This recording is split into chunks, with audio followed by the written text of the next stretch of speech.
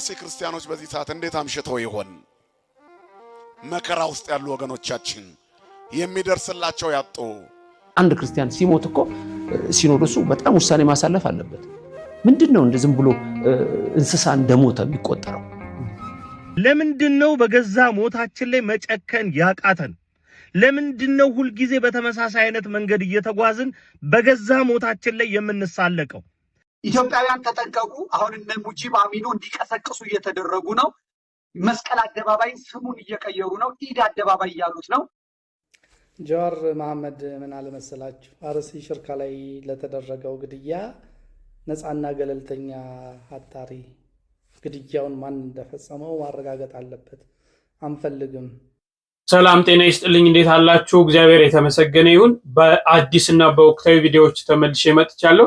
እንግዲህ ስለ አርሲ ሽርካ ጀዋር እንግዲህ አክቲቪስት ታውቁታላችሁ። ጀዋር አንድ የተናገረው ነገር አለ። ያ ምንድነው የሚለውን አስመለክታችኋለሁ። እንዲሁም ደግሞ ዘመርኩን ትላንትና አንድ ነገር በተለይ በአርሲ እየተካሄደ ያለው እነዚህ ነገሮች ገልጿል። ያንንም አስመለክታችኋለሁ። ብዙ ስለ አርሲ አንዳንድ ነገሮችን እንመለከታለን።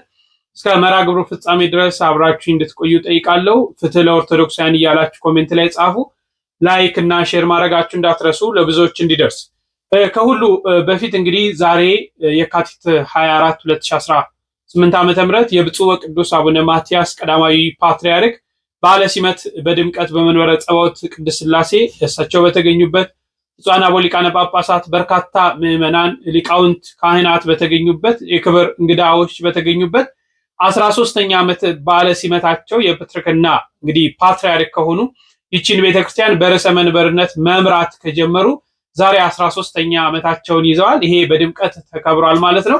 እንግዲህ 13 የጽናት ዓመታት፣ 13 የሰማዕትነት ዓመታት፣ 13 የተጋድሎ ዓመታት ብፁዕ ወቅዱስ አቡነ ማትያስ ከቤተክርስቲያኗ ጋር አሳልፈዋል ማለት ነው። በአባትነት እየመሩ እንግዲህ ቅዱስ ፓትርያርኩ ፕትርክና ከተሾሙበት ዕለት ጀምሮ በርካታ ፈተናዎች፣ በርካታ ተግዳሮቶች እዚህ ቤተክርስቲያን ላይ መጥቷል። ያንን በትግልና በጽናት አልፈውታል። በርካታ ስራዎችን ሰርተዋል። በቅዱስ ፓትርያርኩ ዘመን ነው እንግዲህ ቤተክርስቲያኒቷ የራሷ የሆነ የቴሌቪዥን ጣቢያ የኖራት። ከዚህ ጋር ተያይዞ ደግሞ ከጸረ ሙስና ጋር በተለይ ከሙስና ጋር የሚያያዙ ነገሮችን በስፋት ቅዱስነታቸው ሲታገሉ ቆይተዋል፣ እየታገሉም ይገኛል። እንግዲህ ለሁለት ተከፍሎ የነበረውም ሲኖዶስ በእሳቸው ዘመነ ፕትርክና ነው ወደ አንድ ተመልሶ የውጭና የሀገር ውስጥ መባሉ ቀርቶ አንድ ሲኖዶስ የሆነው።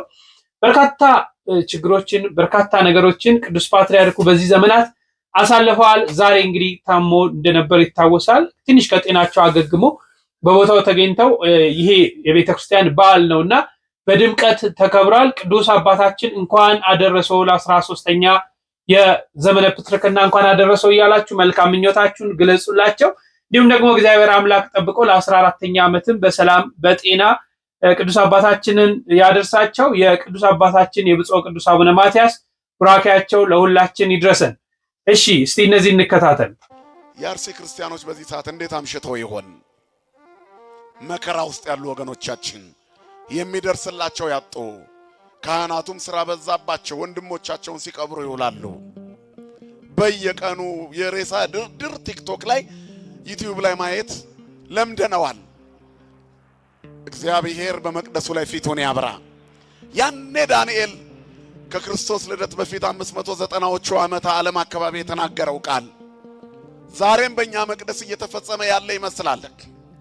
ዘመኑ እስራኤላውያን ከበደልና ከኃጢአታቸው ብዛት የተነሳ ወደ ባቢሎን የተማረኩበት በናቡከደነጾር እጅ የወደቁበት ዘመን ነበር። ያለመታዘዛችን ውጤት ነው መርዶ እየሰማን እንድንውል የሚያደርገን። ትልቁ መልእክት ይትክበሩ ቤተ አቡየ ቤተ መስያት ነው።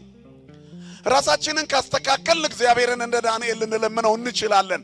አሁን አምኖ የሚጸጸት ሰው ስለጠፋ ቤተክርስቲያኑን ልቀን በፍርስራሽ ታሪክ ውስጥ አለች። በገዛ ደሙ የዋጃት መቅደስ በክብር መቆም አቅቷታል። የአዲስ ኪዳን ደም የፈሰሰላት መቅደስ አሁንም የሰዎችን ደም ማፍሰስ አላቆመችም። ደጇ ላይ የንጹሃን ደም እየፈሰሰ ይገኛል። እግዚአብሔር ፍትህን ከሰማይ ለሁላችንም ይላክልን። ይሄ ሁሉ ምናልባት አንደኛው መነሻዎች እኛስ ብንሆን የምንናገረው ንግግርና የምንኖረው ኑሮ ለእግዚአብሔር ያልተመቸ መስመራችን ለክፉዎች አሳልፎ ሰጥቶናል። እግዚአብሔር ፊቱን በሁላችንም ላይ ያብራ።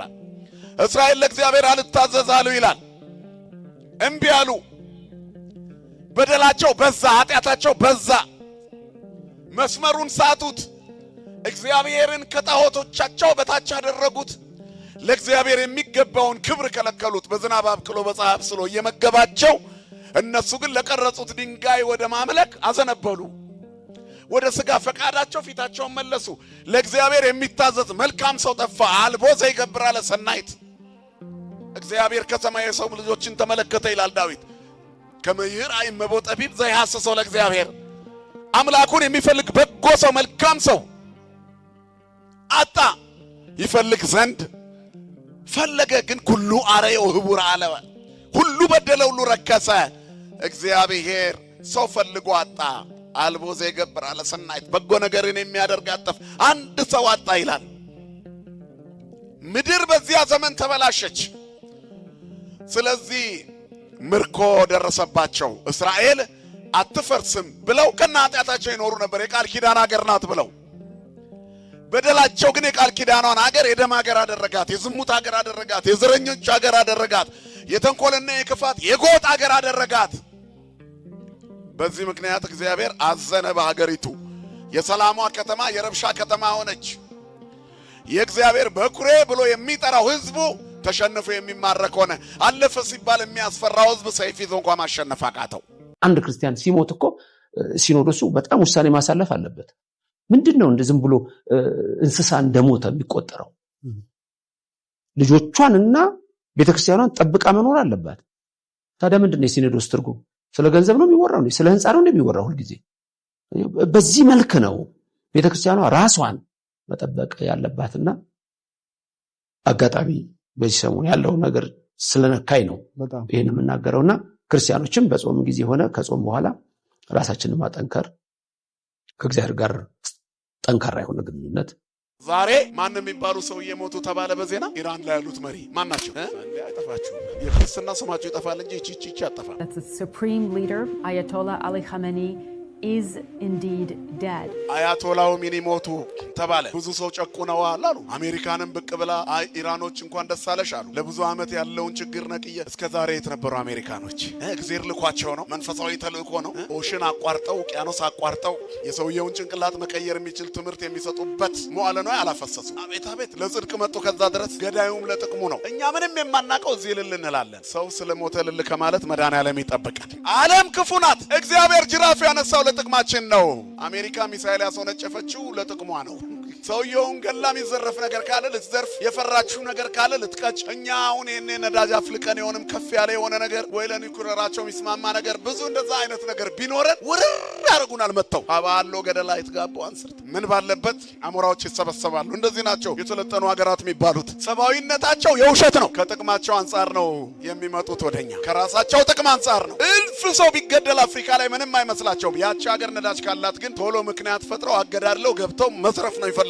አባት ልጁን አቅፎ እንደሚስመው እግዚአብሔር ጭቃ የሆነውን ዘረኝነት፣ ጭቃ የሆነውን ጎጠኝነት፣ ጭቃ የሆነውን ምቀኝነት፣ ጭቃ የሆነውን ዝሙት፣ ጭቃ የሆነውን ተንኮል ጥርግ ያደርግልህና አዲስ ያደርጋል፣ አዲስ ያደርግሻል። እጠበኝ ቆሽሻለሁ አለ ታጽበኔም በረዶ ጻዱ። ብዙ እኮ ጅራፍ ነክቶናል። በታመሙ ልጆቻችን፣ በታመመ ቤተሰቦቻችን አይደል የምንጎርሰው፣ ባጣንበት ጓዳችን፣ ፍትህ በሚናፍቀው ጉዳዮቻችን፣ ፍርድ ቤት በተያዙ ኬዝ አንዳንድ አጀንዳዎቻችን ምክንያት እየተመላለስን የምንሰቃይ ሰዎች አለን። ሌሎችም ተጠቅሰው የማያልቁ ብዙ መከራዎች ይኖራሉ። መስቀሎቻችን ናቸው። በትዕግስት ከተሸከምናቸውና ኃጢአት ሳንሰራ አቤቱ እየፈረስኩብ ነው ገንባኝ ቃል ነው። መሐሪ ነው እግዚአብሔር፣ ይቅር ባይ ነው። ቅረቡ አቤው ያበርለክሙ ወይታፈር ገጽክሙ፣ ወደ እርሱ ቅረቡ ያበራላችኋል፣ ፊታቸው አያፍርም አለ። ቸር አምላክ፣ ሩሩ ጌታ፣ ከኛ በላይ ለኛ የሚራራ።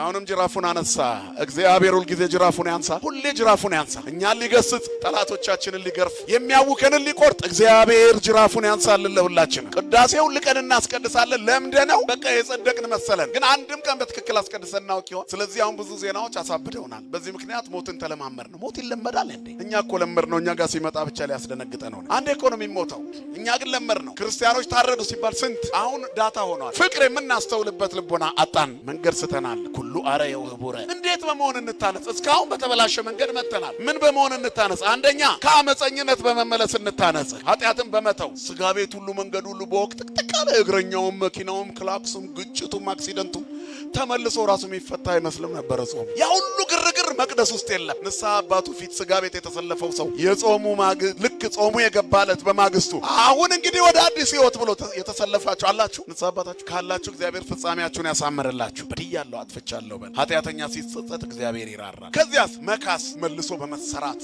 ቀማኛው መጽዋች ይሁን፣ ደንቆሮ ሰማይ ይሁን፣ ድዳው አንደበቱ ይከፈት። አንደበታችንን ለበጎ ነገር የተዘጋው ይከፈት። ስንቀማ የነበርን መስጠት እንጀምራለን። የበደለ ይካስ፣ የቀማ ይመልስ፣ የገደለ ያድን። ተመለሱ። እውነት ነው። አርሲስ ዛሬ እንዴት አድራ ይሁን ያቺ የኦርቶዶክሳውያን ሞት በየዕለቱ የምንሰማባት ኦርቶዶክስን እያጠፋች ኦርቶዶክስን እያሳደደች ያለች ይህቺ አርሲ ምን ይውጣት ይሁን? እንዴት ሆና ይሁን? ፈተናዋ መከራዋ በዛ። ለኦርቶዶክሳውያን ደም ምድሪቷን እየሞላ ነው። ማን በቃችሁ እንደሚለን አናውቅ፣ ማን አይዟችሁ እንደሚለን አናውቅ። ሆነ ተብለን እየተጨፈጨፍን ያለን እኮ ነው የሚመስለው። እግዚአብሔር አምላክ ሰላሙን ያምጣ። እንግዲህ ይህንን ከአርሲ ጉዳይ ካነሳን አይቀር አንዳንድ ወንድሞች ያነሷቸው ሐሳቦች በጣም ገንቢ የሆኑ ሐሳቦች አሉ። እነሱን ተከታትለን የጀዋር መሐመድን አስቀኛቸዋለሁ። ፍትህ ለአርሲ ኦርቶዶክሳውያን ያላችሁ ኮሜንት አድርጉ።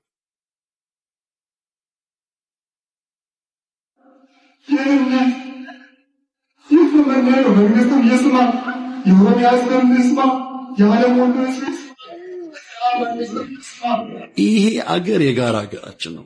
ወይ አብረን እንኖራለን ወይ አብረን እንጠፋለን። በነገራችን ላይ ማንም ማንንም ገሎ ማንም አጥፍቶ መኖር አይችልም። ማንም ማለት ነው።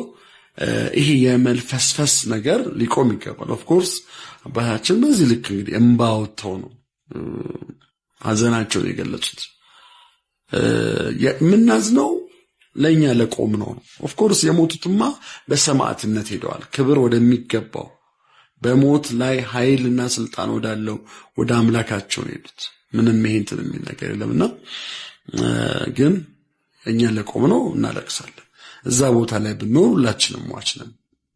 የማይመች ለመግደል የማይመቻቸው ስፍራ ላይ ስላሉ እንጂ ለመግደል የሚመቻቸው ስፍራ ላይ ቢሆኑ እነዚህ ሰዎች ፓትርያርኩንም ይገላሉ፣ ጳጳሳቱንም ይገላሉ፣ ማህተብ ያደረገውን ሁሉ ይገላሉ።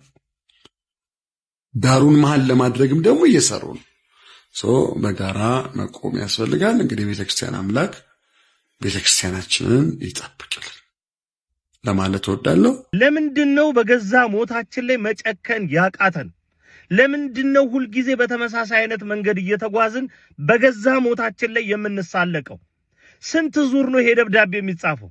እንትና አካባቢ ጠፋን፣ እንትና አካባቢ እንዲደረሰብን፣ እንትን ተቋም ደርሶ ይከላከለን። ስንት ዙር ነው ይህ የፍትህ ጥያቄ ተጠይቆ ጆሮ ዳባ ልበስ የተባለው? መቼ ነው ወደ ዳዲያዊ እርምጃ መሻገር የምንችለው? ኪስ እየቀያየርን ከመጮህ ወደ መፍትሄ እርምጃ ምን ሄደው ወደ መከላከል የምንገባው መቼ ነው? ይህ ሜንታሊቲ የሚኖረን መቼ ነው? ሁላችንም የየድርሻችንን ተወጠን የምንጨክነው መቼ ነው? አርሲ ላይ የተገደልኩት እኔ ነኝ፣ አንተ ነህ፣ አንቺ ነሽ፣ ሁላችንም ነን። ይህንን ስሜት የጋራችን የምናደርገው መቼ ነው? በቁጥር መብዛትና ማነስ ገና አልተነካንም ብለን እያሰብን እንዴት ነው ውጤት መምጣት የሚችለው? በሞታችን ብቻ አይደለም በተቋማዊ ማንነታችን ጭምር የሚላገጥበትን ነገር ቆምጠጥ ብለን እኛም የሚፈልጉትን እየከለከልን አለፍም ሲል ደግሞ ወደ መከላከል ገብተን መቼ ነው ማስደንገጥ የምንጀምረው? ጥያቄ ይሄ ነው። እንትን አካባቢ እንትን ደረሰ ድምፅ አትሆንም፣ እንትን አካባቢ እንትን ደረሰ ድምፅ አትሆንም። 3 ቀን እንጮሃለን፣ 4 ቀን ረስተን ተጨማሪ ሞት ለተከታይ ቀናት እናውጃለን። ራሳችን ሁሉም ነገር የአንድ እጅ ጭብጨባ ብቻ ሆኖ ቀረ። መሪና ተመሪ እዚህ ጉዳይ ላይ መፈለግ ማለት ችግሩን ማስቀጠል። ሁሉም ሰው የገባውንና የጨከነበትን ነገር እያሳየ እያንጸባረቀ መሄድ መቻል አለበት። በዛ ሲገሉን በዚህ እናደንቃለን፣ በዛ ሲያጠፉን እኛ በዚህ እናጨበጭባለን። እንዴት ሆኖ ነው ታዲያ ለውጥ ሊመጣ የሚችል? እያንዳንዳችንን እንድንጠይቅ ብቻ ነው የፈለኩት። ሞታችንን በቃ የምንለው እኛው ራሳችን። ይህንን ማመን ነው የሚጠበቀው። መቼ ነው የምንጮኸው? መቼ ነው ይበቃል ማለት የምንችለው? መቼ ነው የኦርቶዶክሳውያን መሞት ይበቃል? መቼ ነው የክርስቲያኖች መሞት ይበቃል ልንል የምንችለው? እዚህ ቦታ ላይ እኮ እዚህ የምለውም ተውትና አርሲን ተውትና ኦሮሚያ ክልል ላይ አብዛኛውን ቦታዎች ላይ በሚፈጸሙት በነ ወለጋ በነ አርሲም ሆነ ሌሎች በነ ሻሸመኔ ሌሎች ቦታዎች ላይ የሚፈጸሙ ግድያዎች እኮ ኦልሬዲ ኢን አድቫንስ ከመንግስት በተሻለ ህዝቡ ያውቋል እኮ ግድያው እንደሚፈጸም፣ ገዳዮቹ እየተደራጁ እንደሆነ፣ ገዳዮቹ ለመግደል እየመጡ እንደሆነ ህዝቡ ካወቀ ሀገሪቷን እየጠበቀ ያለው ደግሞ ደህንነት መዋቅር ያለው፣ የጸጥታ መዋቅር ያለው፣ የአስተዳደር መዋቅር ያለው መንግስት ደግሞ ይህንን አያውቅም ማለት አንችልም። ኖርማሊ ኦርዲናሪ የሆነ ሲቲዘኖች ሊደረግ ስለሚችለው አደጋ ወይም ሊፈጠር ለሚችለው አደጋ ኢን አድቫንስ አስቀድሞ የሚያውቁ ከሆነ የወረዳው፣ የዞኑ፣ የክልሉ የጸጥታ ኃላፊዎች፣ የደህንነት ኃላፊዎች አያውቁም ልንል አንችልም። ስለዚህ እነዚህ ኃላፊዎች ያውቃሉ። they know in the coming days the Orthodox Christians will be massacred, persecuted, but they said it would be okay. ስለዚህ ምንድን ነው እንደሚገደሉ እንደሚጨፈጨፉ ያውቃሉ። ነገር ግን የሚገደለው ክርስቲያን ስለሆነ ዜጋ አይደለም። ክርስቲያን ከሆነ ወይም በዘመኑ የፖለቲካ አስተሳሰብ ክርስቲያን የሆነ ኦሮሞ አይደለም።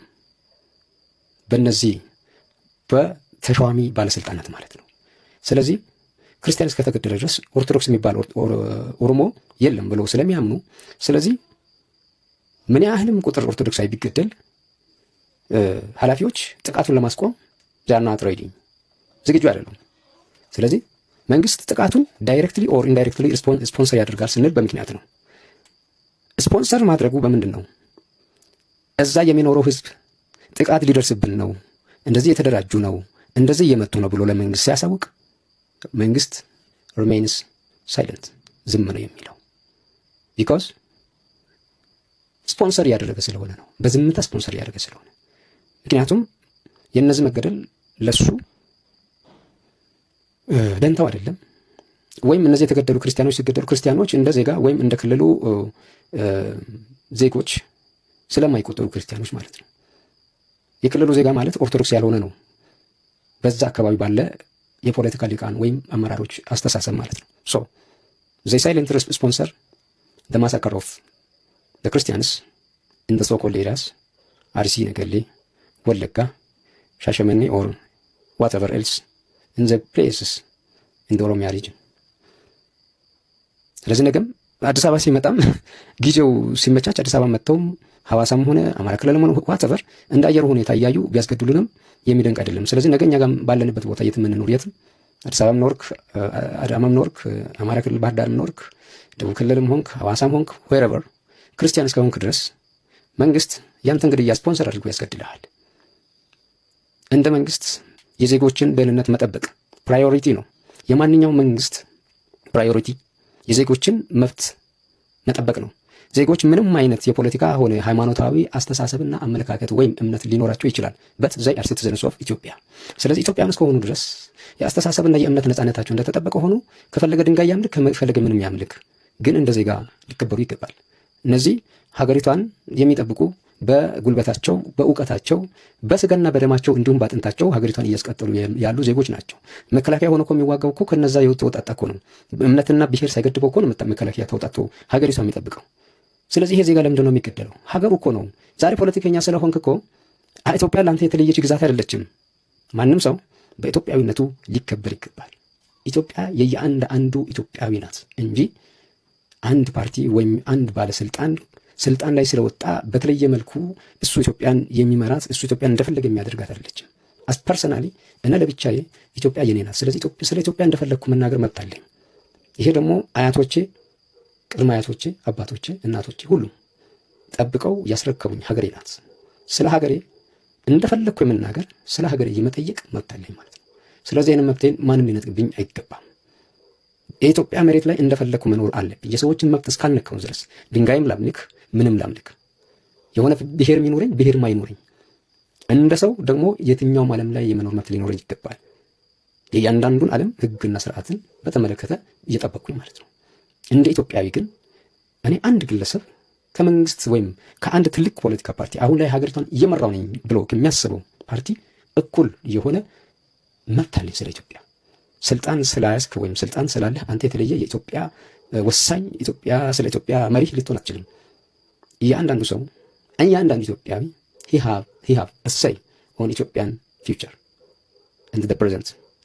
ስለዚህ በአዲስም ሆነ ቤትም ያሉ ክርስቲያኖች መብታቸው ሊጠበቅ ይገባል። ስለዚህ ማንኛውም ኢትዮጵያዊ የሆነ አርሲ ላይ እየተገደሉ ያሉት በክርስትናቸው ብቻ ሳይሆን ስለ ሰብአዊነታቸው ስለ ሰው መሆናቸው ልንጮህላቸው ይገባል። ዛሬ ዝም ያልነው ነገ ሁላችን ጋር የሚደርስ ነውና ሰዎች ናቸው። እስቲ እንዘንላቸው።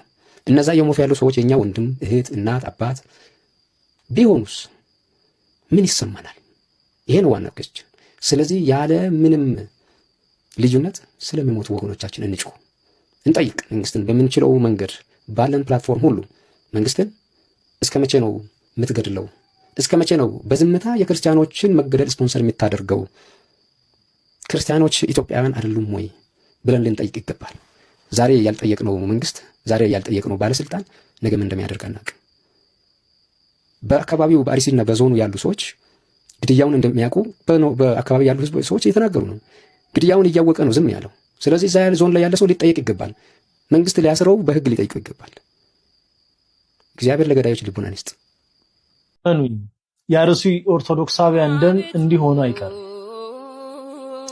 ያ ቀን መለኮት የነዚህን ንጹሃንን ደም ለፍርድ ፊቱ ባቆመ ጊዜ ዋ ለገዳዮች፣ ዋ ህፃናት ሳትሉ፣ ሴቶች ሳትሉ፣ አረጋውያን ሳትሉ ክር አንገታቸው ላይ በመኖሩ ብቻ ክርስቶስ ኢየሱስን አምላክ ነው ብለው በማመናቸው ብቻ ወደ ሞት የሸኛቸዋቸው ዋ ለገዳዮቻቸው። እነዚህስ እንቁ ብርቅዬ ሰማዕታት ናቸው። በዚህ ዘመን ከአለት የጠነከረ በክርስቶስ ኢየሱስ ላይ የጸና እምነት ያላቸው ክህደትን እንደ ሞት ያዩ ጽኑ ኦርቶዶክሳውያን የዘመናችን ሰማዕታት ናቸው። ይብላኝ ለእናንተ ለገዳዮች። ዳሩ እግዚአብሔር ነፍሳችሁን ይማር። አቤቱ የሆነብን አስብ እግዚአብሔር።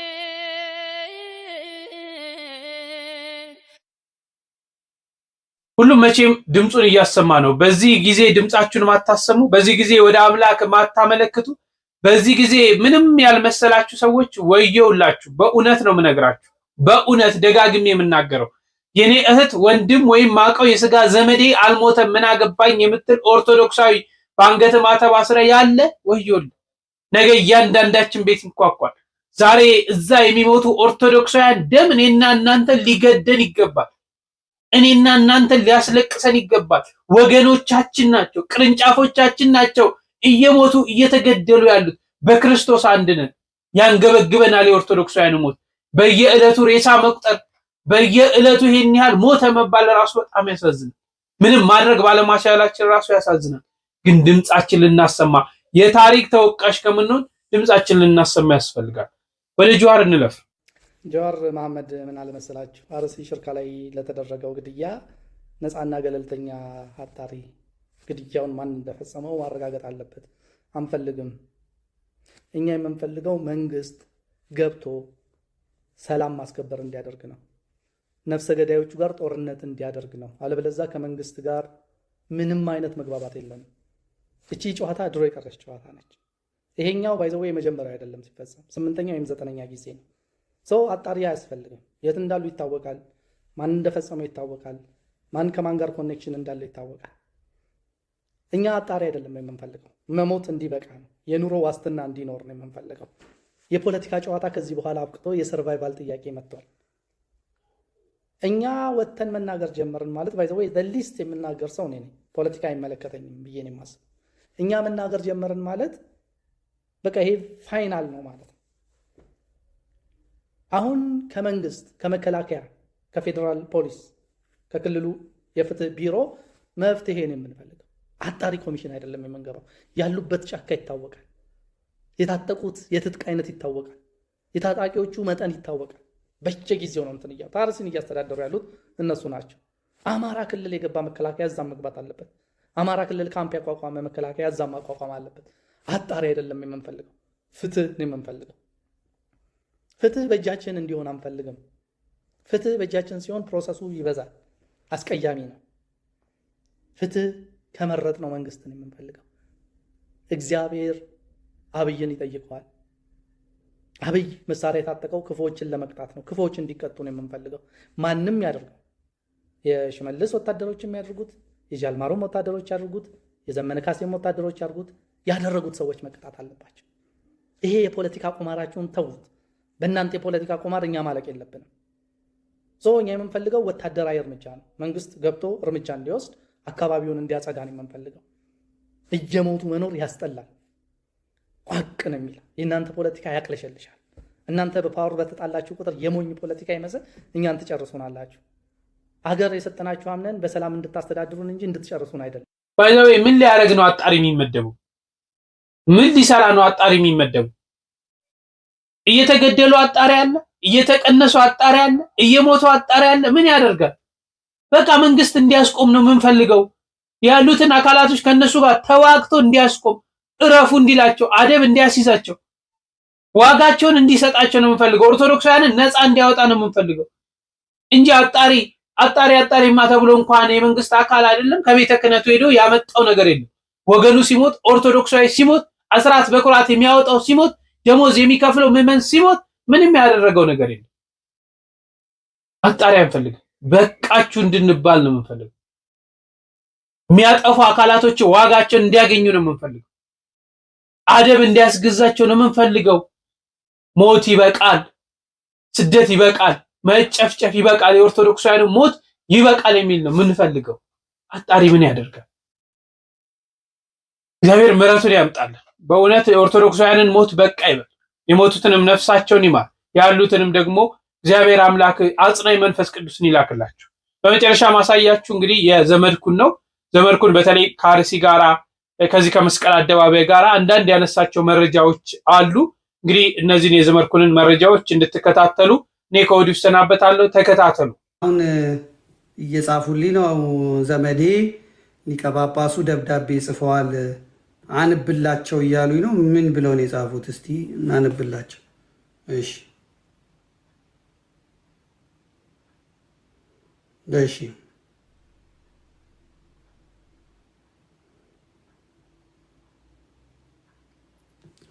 ሊቀ ጳጳሱ ደብዳቤ ጽፈዋል። ደብዳቤውን አነብላችኋለሁ።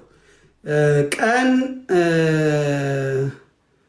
አርሲ ሀገረ ስብከት 1048 2018 200618 ቀን ለመንበረ ፓትርያርክ ጠቅላይ ጽሕፈት ቤት ቤተ ክህነት ጽሕፈት ቤት አዲስ አበባ ጉዳዩ በምስራቅ ሐረርጌ ሀገረ ስብከት በተለያዩ ወረዳዎች የጠፋውን የሰው ሕይወትና የወደመውን ንብረት ስለማሳወቅ ይሆናል። በአርሲ ሀገረ ስብከት በተለያዩ ወረዳዎች ከዚህ በፊት በርካታ ንጹሐን ወገኖቻችን ሕይወት ያጠፋና ሀብት ንብረታቸውን ያወደመ ሲሆን ከዚህም የተረፉት በአጎራባች ወረዳዎች ከተሞች ተሰደው በረሃብና እርዛት የተጋለጡ መሆኑ ይታወሳል። ይሁን እንጂ አሁንም ጥቃቱ ቀጥሎ ጀምሮ አንድ የካቲት ጥቃቱ ቀጥሎ ጀምሮ ምንድነው አማርኛው? አንድ የካቲት 17 2018 በመርቲ ወረዳ ልዩ ስሙ ፈረቀሳ በተባለ ቀበሌ ገበሬ ማህበር የአራት ንጹሐን ወገኖቻችን ሕይወት ሲያልፍ ከ10 የሚበልጡ አባወራዎች ቤትና ንብረቶቻቸው ሙሉ ለሙሉ ወድሟል። ሁለተኛ በሸርካ ወረዳ በጃዊ ቀበሌ ማህበር የካቲት 10 ለ20 አጥቢያ ሌሊት 10 ሰዓት ጀምሮ አንድ ካህን 2 ሴቶችና 18 ወንዶች በድምሩ የ21 ንጹሐን ወገኖቻችን ሕይወት ሲያልፍ 2ቱ በታጣቂዎች ታግተዋል። ሌሎች 8 የጠፉና የደረሱበት የማይታወቅ ሲሆን 8 ደግሞ በጎፔሳ ሆስፒታል ሕክምና ላይ ይገኛሉ። በመሆኑ የመንበረ ፓትርያርክ ጠቅላይ ቤተ ክህነት ጽሕፈት ቤት ችግሩ ያልተፈታና ህልቂቱም ያልቆመ መሆኑን አውቆልን በፌዴራል ደረጃ ከሚመለከተው የመንግስት አካል ጋር በመነጋገር ዘላቂ መፍትሄ እንዲሰጠን ስንል እናሳስባለን። እግዚአብሔር ኢትዮጵያን ይባርክ። አባ ኤልሳ ሊቀ ጳጳስ የእንትንና የሱማሌና የአሩሲ ሀገረ ስብከት ሊቀ ጳጳስ የሚል ደብዳቤ ነው እንደዚህ አድርገው የላኩት ማለት ነው። ያው ደብዳቤውን አንብበንላቸዋል ለብፁዕ አባታችን። ነገር ግን ቤተ ክህነቱ ጨረታ ላይ ነው፣ አይሰማችሁም ልላችሁ ፈልጌ ነው። ቤተ ክህነቱ ተባባሪ ነው። ሲኖዶሱ እኮ እና አባ ሩፋኤል ናቸው። አባ ሩፋኤል ናቸው እኮ ሲኖዶሱ። ይሄ ደግሞ የመንግስትን ገጽታ እንትን ማለት ነው የሚሆንበት። ማሳሰባችሁ ጥሩ ነው፣ ግን ምንም ማድረግ አይቻልም። እስላማዊ የሸሪያ መንግስት ያልታወጀ ስርዓት ስላለን ካፊር ኦርቶዶክሳውያን ባለመብት አይደለንም፣ ጊዜያችን አይደለም። ሊቀ ጳጳሱ ግን ከአቡነ ያሬድ ይሻላሉ። በዚያ አመሰግኖታለሁ። ቢያንስ ደብዳቤ ጽፏል። አቡነ ያሬድ ሞት በኛ ነው ይሙቷ፣ ታዲያ ምን አለበት አፋችሁን አትክፈቱ ምናምን ይሉት የነበረው ሊቀ ጳጳስ ከሳቸው ይልቅ እርሶ የአሩሲ ተወላጅ ሆነው ይህን ደብዳቤ በድፍረት መጻፎት ያስመሰግኖታል። እጅ ነሳለሁ ያው እዚሁ ያንብብላቸው ተብሎ ስለተላከልኝ ማለት ነው። ስለዚህ የአሩሲው ጉድያ ይህንን ይመስላል ማለት ነው። የሞቱትን ነፍስ ይማርልን እግዚአብሔር፣ ለእኛም ልብ ይስጠን ማለት ነው። ልብ ይስጠን።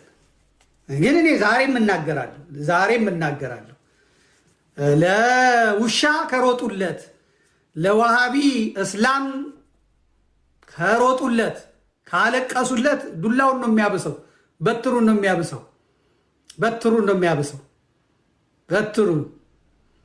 እና እግዚአብሔር ይህን በትር የሚቋቋሙ የሚመልሱ እንደወለጋ አንድ ጀግና አንድ ሰው ያስነሳላቸው። አንድ ሰው እግዚአብሔር ያስነሳላቸው። በቅናት የተቃጠለ እንደ ሳምሶን ኃይል የሚሰጠው እግዚአብሔር ያስነሳለት።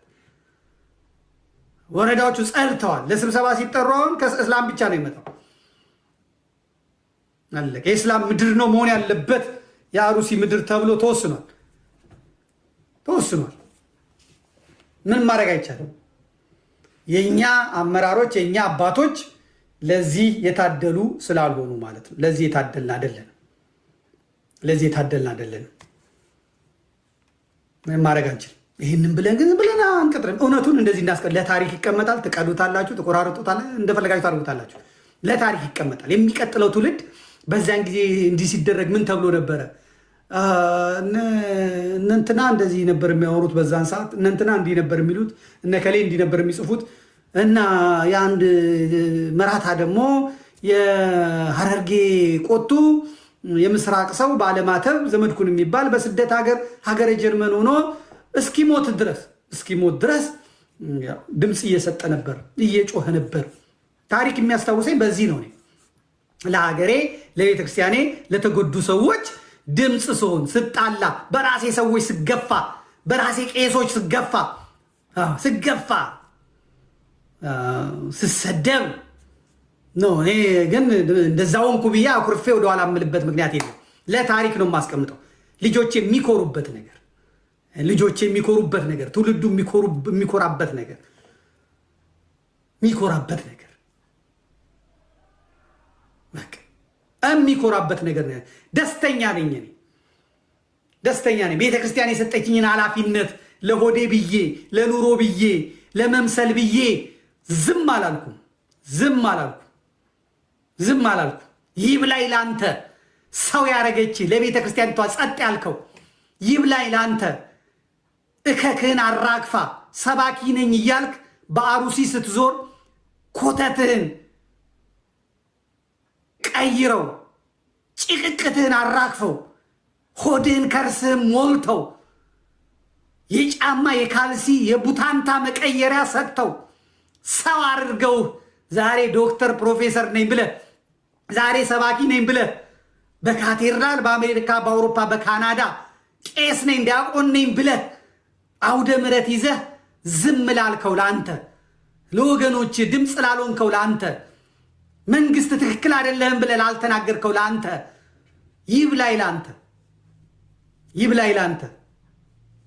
ይብላኝ ላንተ ታሪክ ለሚወቅስህ እግዚአብሔር ፊት ቀርበህ ስትጠየቅ መልስ ለምታጣው ለአንተ ለሰባኪው ይብላኝ።